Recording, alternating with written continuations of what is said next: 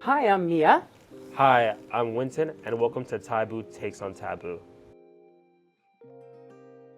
What do you think comes to mind when people hear the term schizophrenia versus what does it often look like for the clients that you support? What I feel, a lot of feedback around schizophrenia. To be clear, what I see is people struggling with identity. But what I also see in our community is people with schizophrenia going to work.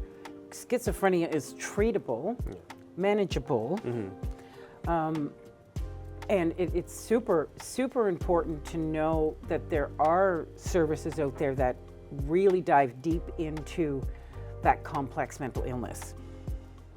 The advancements, or the Institute for Advancements in Mental Health, they have clinicians there with schizophrenia, right?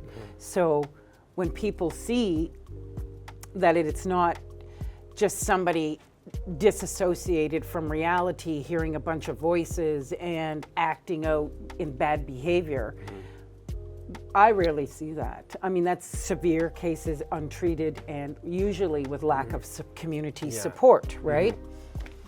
So schizophrenia is,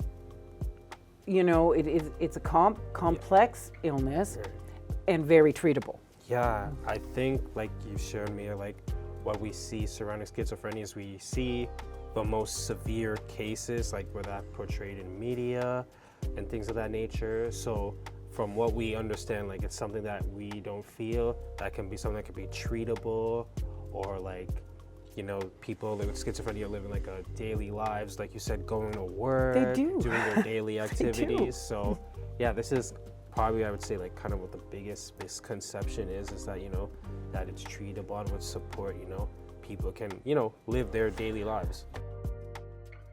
What's the biggest myth you've heard about depression? Lazy. Yeah, that's a good one. That's just about feeling sad. Yeah. Where it's just focusing on the feeling that they're getting and not really counting into account what the person is experiencing. Ooh, that you can just get some fresh air. Yes, man up, toughen up. Yeah. What does anxiety feel like to someone who's experiencing it?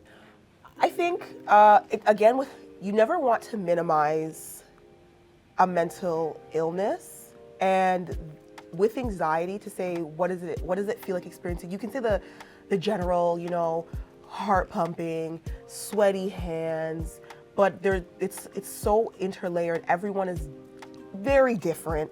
They experience different. People have a physical reaction where they physically get sick.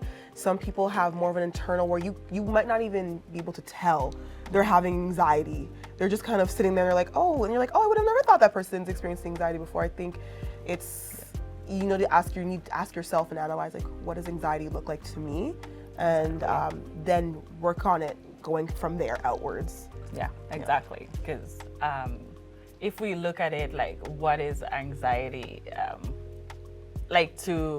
looks like to you, we will look at it from a cookie cutter approach, which definitely what you feel and experience and how you express that will be completely different from I would feel and express that. So we have to keep in consideration individualization when talking about anxiety, because everyone will experience and process and just show it differently. Yeah, the best reference is the lion being chased. Like, the closest thing you get is like, it feels like a lion is chasing you, but there is no lion, which is the even scarier part, is you don't know what you're fearing sometimes. There's a lot of unknowns when it comes to anxiety. I don't know sometimes why I'm scared or why I'm panicking.